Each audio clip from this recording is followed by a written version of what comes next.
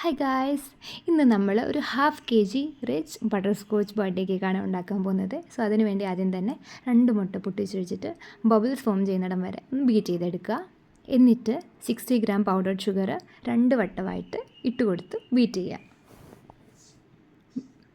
Beater എപ്പോഴും high സ്പീഡിൽ തന്നെ ഇട്ട് മുട്ട ബീറ്റ് ചെയ്യാൻ ശ്രമിക്കുക.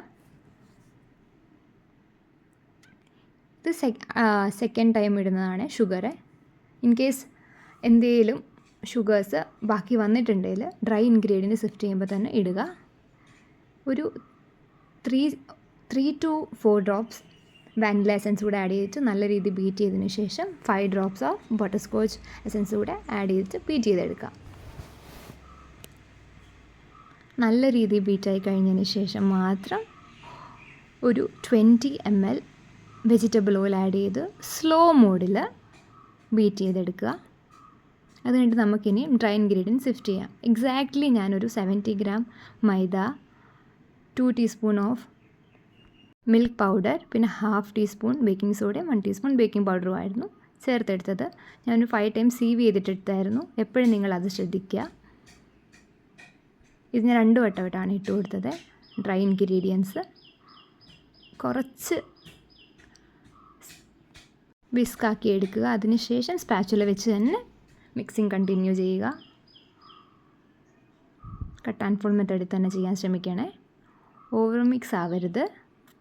നല്ല രീതിയിൽ മിക്സ് ആയി കഴിയുമ്പോൾ നമ്മൾ റൂം ടെമ്പറേച്ചറിലുള്ള 15 ml മിൽക്ക് ഒരു തവണയായിട്ടോ അല്ലെങ്കിൽ 2 തവണയായിട്ടോ ആഡ് ചെയ്ത് മിക്സ് ചെയ്ത് കൊടുക്കുക. കട്ട് ആൻഡ് ഫോൾ മെത്തേഡിൽ തന്നെ.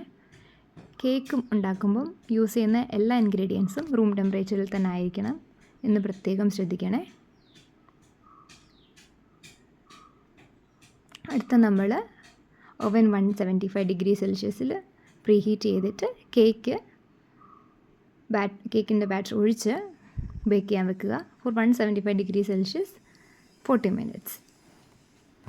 ഞാൻ 3 ലെയറായിരുന്നു കട്ട് ചെയ്തെടുത്തത്. ഫസ്റ്റ് ലെയറിൽ വെറ്റ് ചെയ്ത് കഴിഞ്ഞതിന് ശേഷം വിപ്പിംഗ് ക്രീം ലെയർ ചെയ്ത് കൊടുക്കുക. ഈ വിപ്പിംഗ് ക്രീമിൽ ഞാൻ ഓൾറെഡി ബട്ടർ സ്കോച്ച് എസൻസ് ഒരു 5 ഡ്രോപ്പും പിന്നെ കാരമൽ സോസും ആഡ് ചെയ്ത് കൊടുത്തിട്ടാണ് ബീറ്റ് ചെയ്തത്.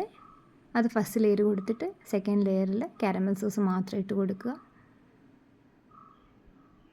ഇച്ചിരി ലൂസ് കൺസിസ്റ്റൻസി ആണെങ്കിലും കുഴപ്പമില്ലേ. അടുത്തത് ആൽമണ്ട് പ്രലൈനാണ്. നല്ല രീതിയിൽ ഫില്ല് ചെയ്ത് കൊടുക്കുക. എന്നാലേ നമുക്ക് ആ ഒരു റിച്ച് ബട്ടർ നട്ടി ടേസ്റ്റ് കിട്ടുള്ളൂ. പ്രലൈൻ്റെ വീഡിയോ വേണ്ടവർ at the end of the video ഒന്ന് ചെക്ക് ചെയ്ത് നോക്കണേ. സെക്കൻഡ് ലെയറിലും അതേ കാര്യങ്ങൾ തന്നെ റിപ്പീറ്റ് ചെയ്തു. ഓർഡർ സെയിം തന്നെ ആയിരിക്കും ഈ ഫില്ലിങ്സിൻ്റെ. തേർഡ് ലെയർ വെച്ച് കഴിയുമ്പം അതുകൂടെ വെറ്റ് ചെയ്ത് കഴിഞ്ഞിട്ട് നമ്മൾ crumb coating start ചെയ്യുമേ.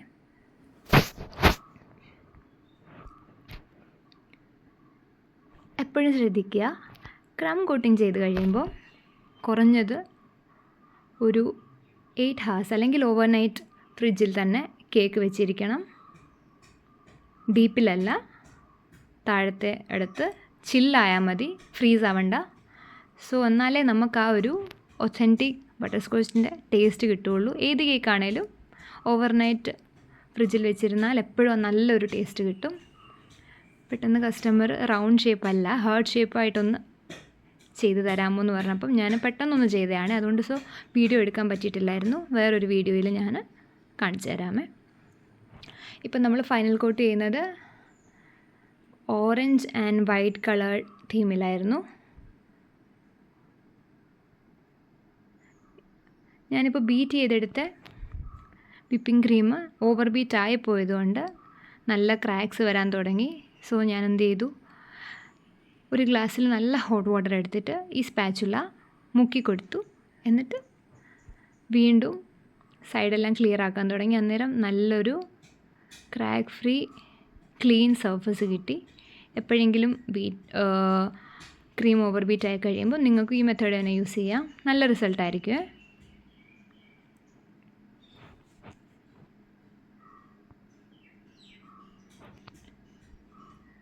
Final coat ചെയ്തിട്ട് എപ്പോഴും ഒരു 1/2 hour എങ്കിലും ഫ്രീസറിൽ കേക്ക് വെക്കാൻ ശ്രമിക്കുക. അല്ലെങ്കിൽ ഒരു 45 മിനിറ്റ്സ്, അതിൽ കൂടരുത്. വെച്ചിട്ട് മാത്രമേ എന്തെങ്കിലും നോസിൽ വർക്ക് ഉണ്ടെങ്കിൽ ചെയ്യാവുള്ളൂ. ഞാനിപ്പോൾ ഒരു ഹേർഡ് ഗ്രേഡിയൻ ഡിസൈനായിരുന്നു ടോപ്പിൽ ചെയ്തത്. സൈഡിലൊരു സിമ്പിൾ കുറച്ച് ഡിസൈന് കസ്റ്റമേഴ്സ് പറഞ്ഞ പോലെ. എല്ലാവർക്കും ഫൈനൽ റിസൾട്ട് ഇഷ്ടമായെങ്കിൽ ട്രൈ ചെയ്തിട്ട് ഫീഡ്ബാക്ക് ഉടനെ അറിയിക്കണേ. ഓക്കെ, അപ്പോൾ ബൈ.